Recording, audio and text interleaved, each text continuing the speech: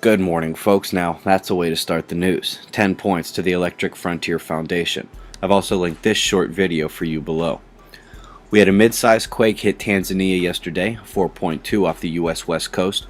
North Pole rocking again with moderate tremors closer to Iceland. Had a solid aftershock at the same location as the Canadian 7.7. South American subduction zone has increased quake frequency since yesterday's interplate quake. A mudslide in British Columbia has caused evacuations